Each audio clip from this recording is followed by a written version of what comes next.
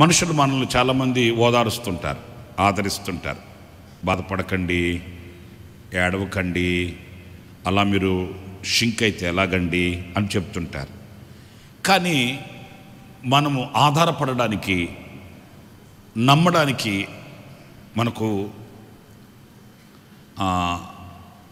ఆధారాలు ఉండవు, నమ్మకం కుదరదు.